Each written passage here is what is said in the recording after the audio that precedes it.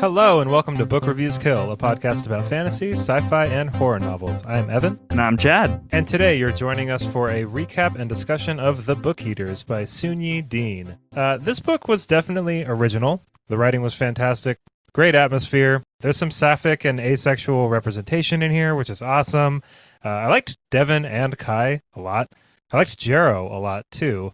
Jero was my favorite. There's like the idea of eating books and retaining the information in them was really intriguing.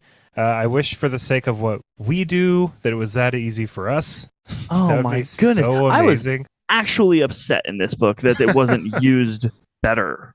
Yeah. I Like feel like they're it probably beyond ignorant on how to navigate the world, and yet that's like their one power. Yeah, I wish that we had had an entire like reference book of how all of this works, really, because it was so interesting, but I felt like it was kind of touched on and could almost be lifted out of the whole story. Fully lifted out of the story. Yeah, I mean, Like, but still, I mean, it was so cool. It was so cool that I was sad that I didn't have more. That's kind of like what I would like. The idea itself isn't bad. It's like I just wanted more. Right. I wanted I this was to be given like a 700 page jawbone book.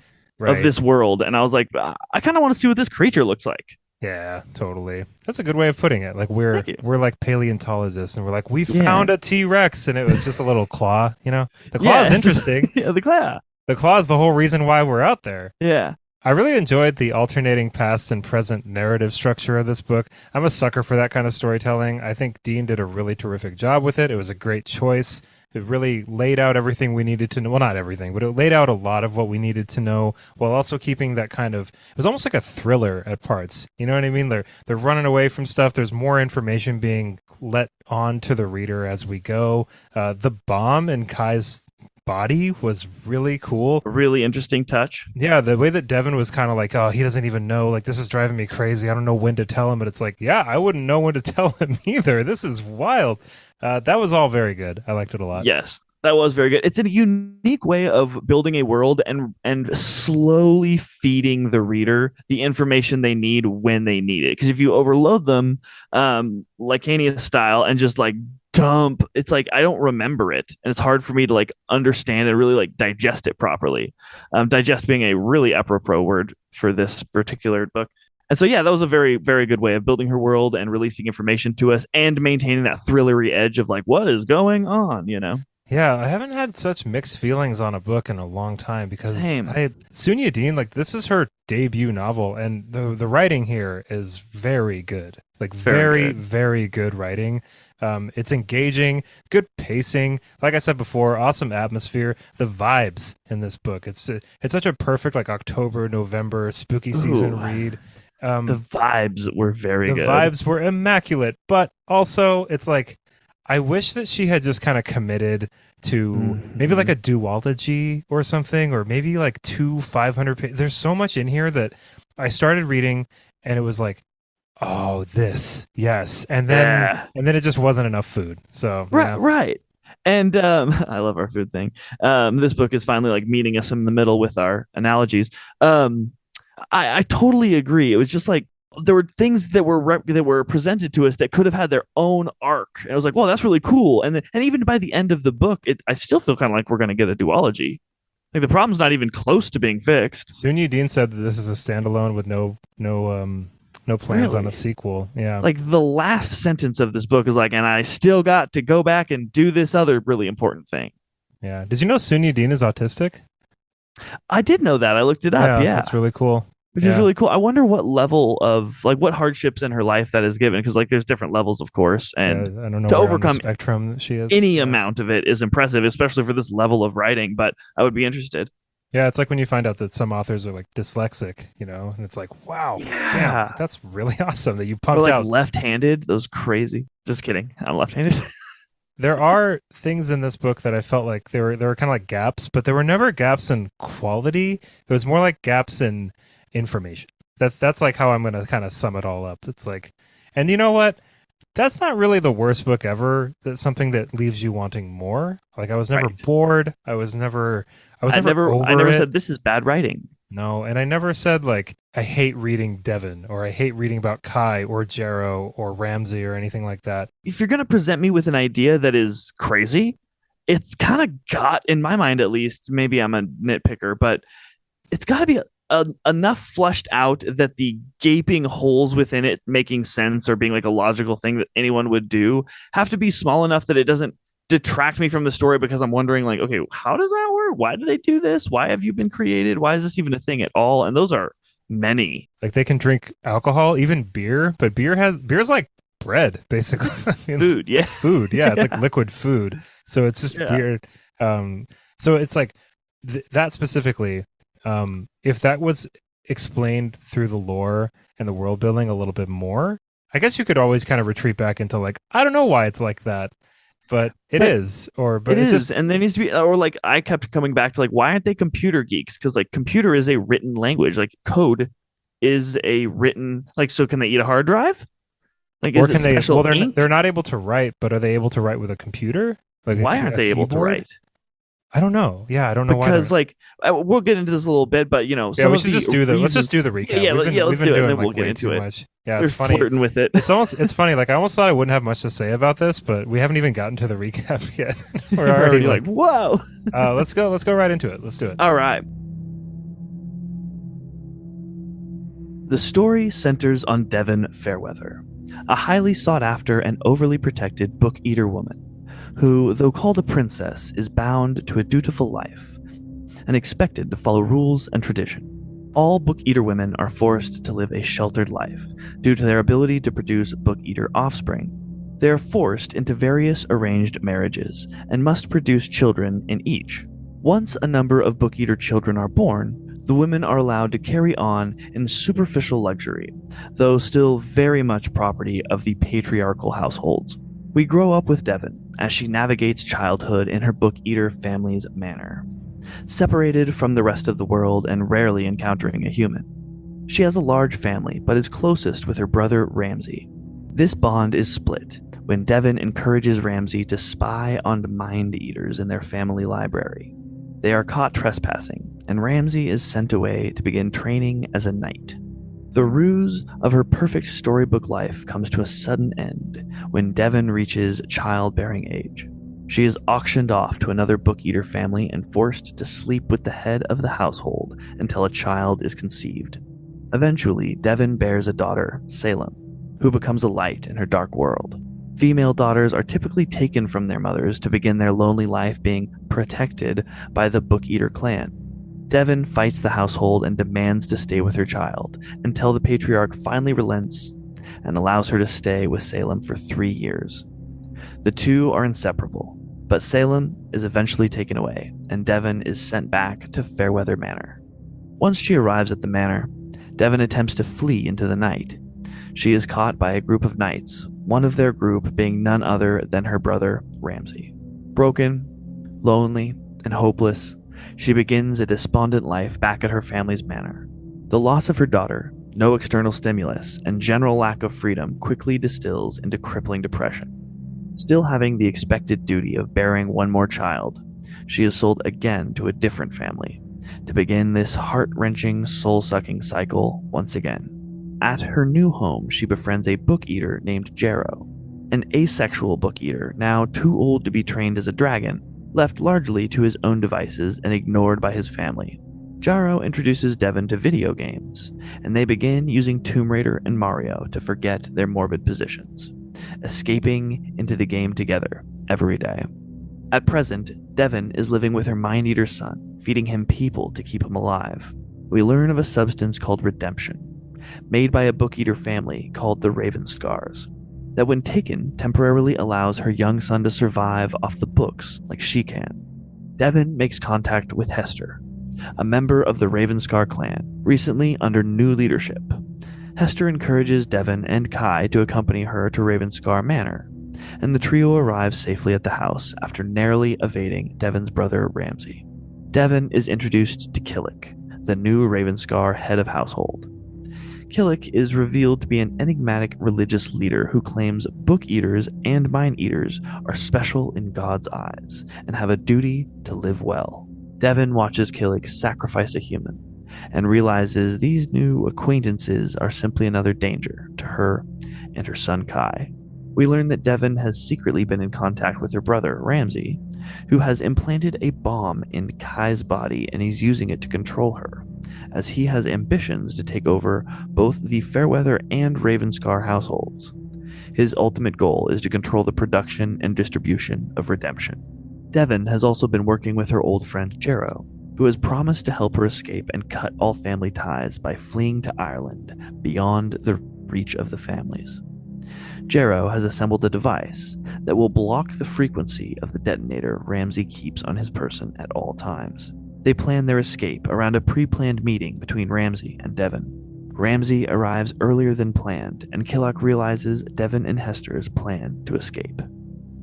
Killock is killed in a gunfight, and Kai saves Devin by consuming Ramsay's brains, allowing them to finally gain their freedom.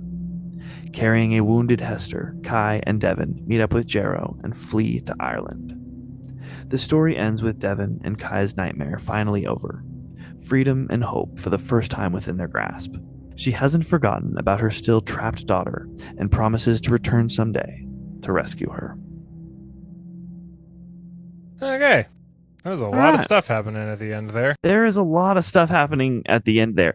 It's okay. Let's start with the end there. And I have a question for you because I'm kind of decided: is this a happy ending or a sad ending? I don't know. I mean, it's happy for Devin. Kind of. I didn't really feel good about it. Yeah, I mean, it's better for Devin. I don't know if it's happy, but it's like obviously a better situation. But I mean, we still got to go get Salem. Like Devin was kind of just like, we're gonna figure out Salem out later. It's right, like, which all right, I hope so. It's kind of fair, right? She's struggling just with her and Kai, but yeah, it seems like she has a limited supply of redemption, 10 years worth, but still, Kai's 6, so or 3. You're very young. He's 5, I think, but he's 5, like okay. 25. Right, he's got a bunch of other people in him.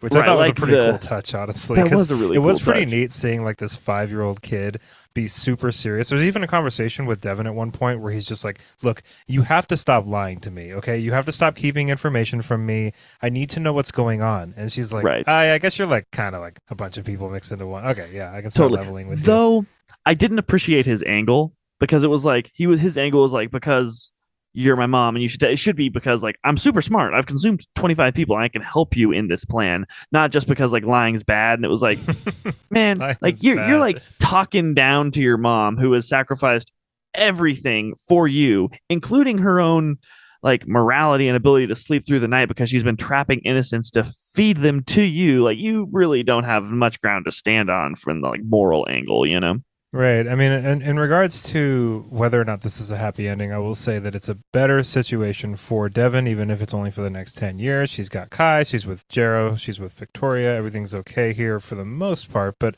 also, I mean, Salem is still trapped in this patriarchal, horrible system that's going on still in England. And I haven't decided, I just finished the book a little bit ago, and I haven't decided if like Devin needs to present a systemic solution to this systemic problem. Should that weight like fall on her shoulders? I don't know.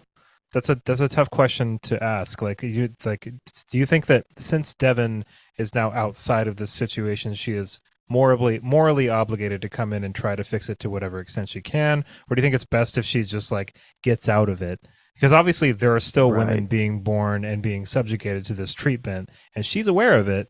But maybe she's like traumatized to the point of like not being able to do much about it. I don't know. I have like mixed feelings on that. I don't know. It's a weird ending.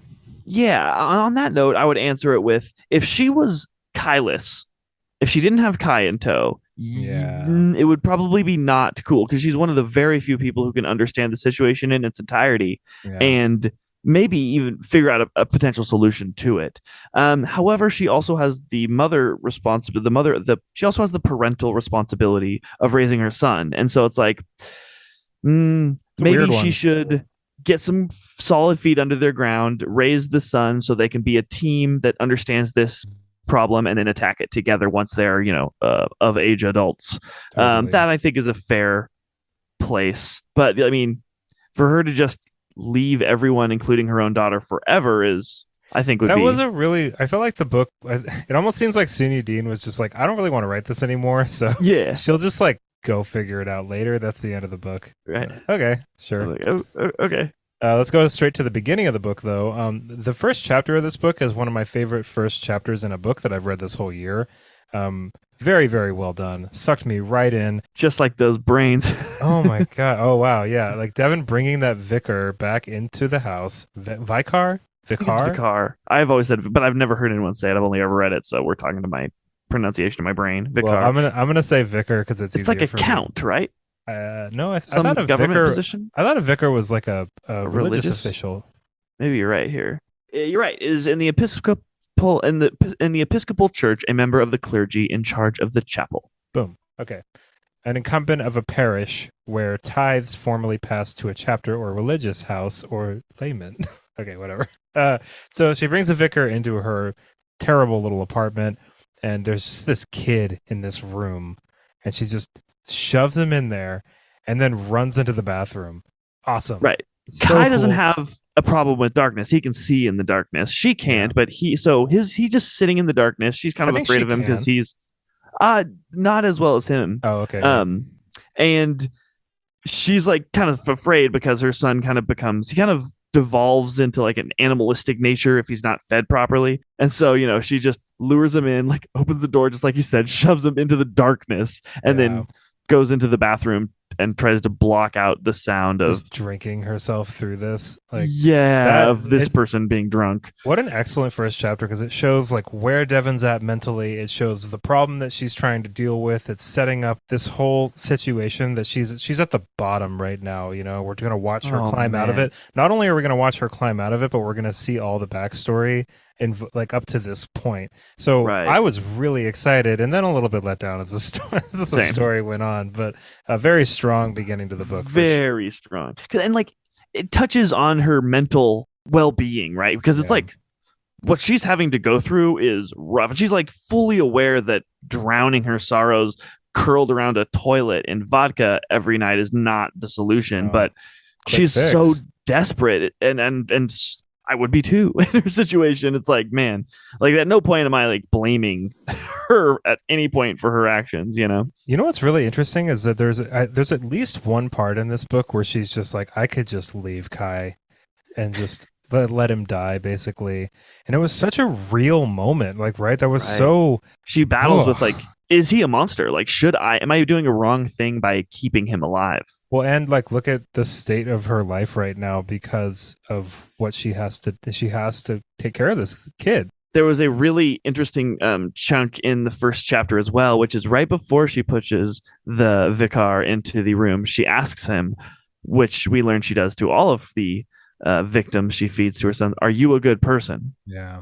Because she wants to know, and it was a great way of revealing her like just inner turmoil. Yeah. Not to mention, she wants to know if Kai's going to be a good person once he eats a little bit of their brain too. Right. Oh, I didn't even think about that. Of Yeah, course. It Duh. works on both of those levels. Yeah, like, there. are you a healthy food? Gosh, the more that we start digging into this book, the more brilliant these ideas seem, and the more sad I am that this wasn't like I wish this was like an Empire of the Vampire sized, like 800-page book. Yes. That was fleshed out. Yeah, but we don't have to hang on that point for too long. But I do want to talk about real quick. I really, really liked the Jarrow character. I liked his involvement. He introduces her to video games, and like I don't know about you, but the way that video games are portrayed here is very similar to the way that they've affected me too. Like they can be such a terrific like escape from everything. Yes. And Devin has been looking for stability and autonomy for so long, and video games are a fantastic representation of those things. Right? Like her mind is hungry to solve problems that she's capable of.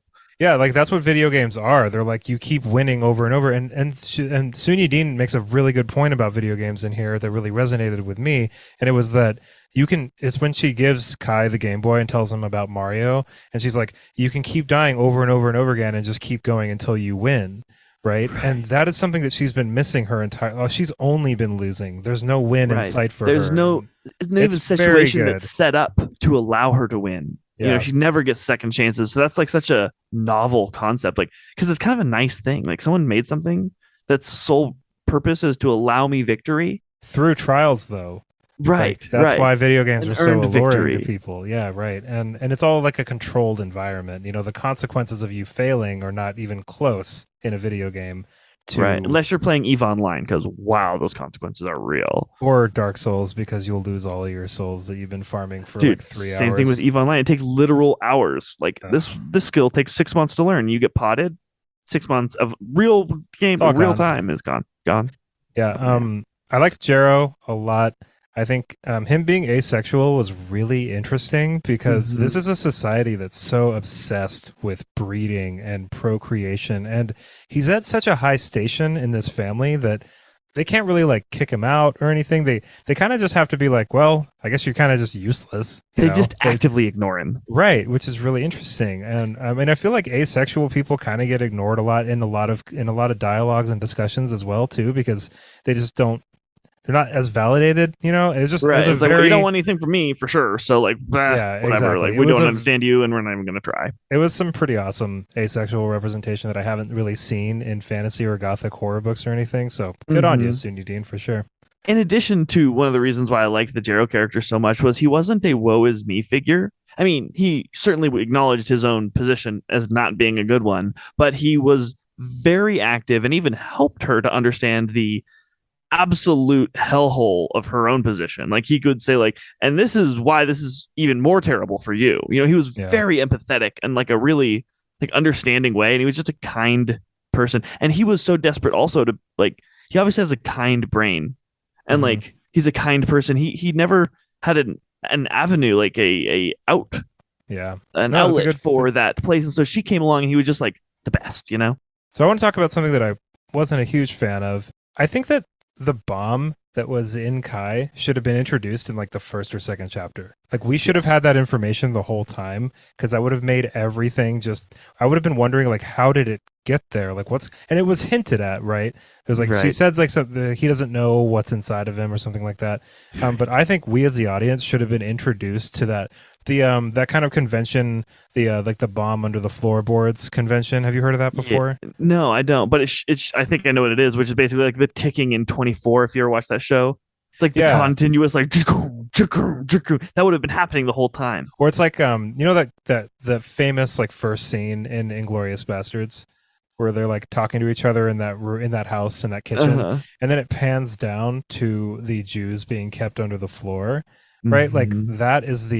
that's the tension under this like normal conversation that's going on. So I feel like if that had been introduced to us just like a little bit earlier, I would have felt a lot more of the tension that Sunyi Dean wanted me to feel while they're trying to escape from Ramsey in the beginning, while they're getting on that train, while they're going to the Raven Scars. And I understand that like the way that the structure of this book was laid out, we almost couldn't get to that point because we had to say so much before that. But I think that maybe in the present day chapters, if she would have told Hester or something, it would have worked a little bit better. But maybe she I wasn't close agree. enough to Hester. I But even like the idea that you kind of hinted upon of telling us about it and not even telling us like why it was there, how it got there. Just letting us know about it would have been a really cool like story element. yeah, but like this is a debut book, and I'm like not trying to rewrite the entire book for Sunyi Dean. Obviously, she had a vision for this, but just stuff like that where or I had questions like, "What's Yeah. up with the alien thing?" Okay, let's get to that here in a second. But okay, I Wait, do you feel like want to this would have devote a been. whole section of the Oh yes, I episode? do. We're not even going to get through half my notes. I guarantee you on the whole alien thing. But like, I feel like this would have been an excellent book as someone's fifth book. Yeah, maybe. You know. Yeah. Okay, so just to get everyone caught up, it's told to us in a very like haphazard, like we Very think kind of cryptic. Very yeah cryptic. way that their whole existence was brought about by a race of aliens that at some unknown point in Earth's history visited Earth and created them to be the data collectors for the human race to then give that data to the aliens upon their return. Cool idea. Cool idea, Not executed. ridiculous in its Not execution. executed.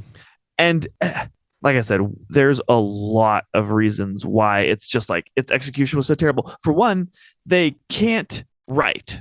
So you're creating a race of people for the sole purpose of collecting data, and they are somehow incapable of writing. Also, if you're technologically advanced enough to be able to create this creature, you have definitely better avenues of data collection. Like, I don't know, a satellite that hacks into Google And you're very aware that this whole planet is going to go digital at some point in the next couple hundred years. And what is your data collection device going to do then? They can't even like use it. They have trouble typing on their phone to Yeah, like text each other. can they eat hard drives or something? Right. Like That's code. They don't even try. The actual eaters themselves, they are not brilliant at all. In fact, they're ignorant of almost all of the world around them. Like for when she sees Jarrow's video games, it's the first time she ever saw a TV, let alone a video game. yeah. It was like, and granted, there is something to be said for her It's a sheltered. sheltered, yeah, that's a thing for Yeah, sure. Yeah. but like, And you Jero know, has a video game system. You know what I mean? Like that's a obviously like maybe the men know about this stuff and the women are right, kept from it. right. I think that's what it was trying to be portrayed there, you know, maybe. Yeah. There was a few times though that like her brother Ramsey who like went through the soldier training. The soldiers are like the protectors. If anyone needs to know who should be like, armed with the information, it's them and information is like their thing. He didn't know English. How is like that not 101 is to make sure we know all the languages. And okay, so you're telling me that her solution is to go to Ireland, which via ferry, because it's not that big of a gap across the water, and because the family's reach doesn't extend to Ireland. So your creature is created to collect data, doesn't have a reach beyond a tiny little gap to the island over. Like, how are you only some of interested them are in also England in Japan. aliens? Yeah, all right. There's like a weird, like they mentioned one, like what? Like it just was a ridiculous. Like these aliens are really. I'd love to see the like board meeting where that idea is presented. This is how we're doing it. Here's what I thought, and I'm taking this past what the text says, but this is how I kind of like justified it. I think the whole alien thing is a total farce, and I think that that's reflected in the way that Killick behaves in this book, right? He makes up his own reasons in a very short amount of time for justifying all this stuff. So I think that this is how I'm seeing it in my head, is that the book eating thing, the mind eating thing, the lack of women in this, because why would aliens make the race like make it so hard for them to procreate and stuff like that? I think Right. that the book eating thing is a total mutation, and the patriarchs are ashamed of this mutation and they're trying to justify it. Oh, That's because what it makes them lesser or something. that's what like I was looking at it through, and I think that it's really That's a lot better. it really resonates though, and I don't know if Sunyi Dean was trying to do this, but I think that's why the Killick character is the way that he is. It was like kind of a way of showing like how easily corruptible and how easy it is for them to kind of spin their own narratives to kind of Like here's like a totally different worldview. Just bing. right, and it was created out of like thin air almost, you know what I mean? And that's how I was looking at all of it. I 'Cause, like that a lot more. yeah, because the alien thing, I think that Sunyi Dean is a capable enough writer to have put that in if she really wanted it there. But I think that if you dig in just a little bit deeper, that's my justification at least. I Oh, don't know if it's like super holds water, but it makes no, it. I mean it holds water about 10 times better than that. Like, this is like the most inefficient, terrible I way know. not of recording data. Not to mention, it's a book. The data's already recorded. Well, maybe Like, alien. I mean, suck just up some because. libraries from time to time. I mean, to be fair, like not every alien race is like smarter than us. Well, but if they had the technology, like they have Right. to be a certain level of intelligence to get here, and then to Right, create this magic. Unless There's they're different wizards. kinds of intelligence, though. Yeah, but like Like, we know this type of it's the type of intelligence that can create genetically enhanced beings that like aren't just machines. yeah, they're that, like that's super like a strong level. too. Yeah, like they create genetic like you have to learn a lot of things before you get to there. So it's like it's a pretty like well known path of intelligence, and they're at the way beyond our level of it. So it's like they would have invented something way better for like a Kindle, like an email. I at the top of this episode, I said that I had really mixed feelings on this book, and one of the main things that I had mixed feelings on was like, you have this really awesome, novel, unique idea of eating books and retaining the information, right? And I think it's cool. I think it's a really good selling point. It's very intriguing. It's very interesting to like really sit and think about. But I think that this book might have benefited a lot more by just having it be vampires. Yes. Like if it was just, and I know that that sounds like reductive, and I'm not trying to like reduce this down to like what I think the perfect book would be or anything, but I think that the reader already knows so much of the lore behind vampires, and it's kind of what you were doing, but yeah, like like I don't need to care. I don't need to know we're vampires. There are vampires. That's fine. Like I accept that already. like if it was vampires, but they were able to take this drug called redemption, right? And then she went on the run, and she had had enough redemption over the course of her life that she was good, or something like that. But her Right. kid needed the redemption, or something like that. Would have all like worked really. It would have been a very Totally. nice package. But maybe Sunya Dean just wanted to do something different. You know, I mean, it makes Yeah. sense that you would want to Well, do. I just think that vampires would have. It would have just reduce the worked. bite she It was bit. very ambitious. He Yeah. was very ambitious, and because of it, I kept being distracted by like. And so this guy, whose one thing is collecting information, doesn't know English. Like the race of the most powerful, when like he's supposed to be the data. Like what? I really enjoyed Kai speaking Polish for a little while. Oh, and That that's was another really thing. So funny. some of the information that they get in erases the last information. That seems terrible.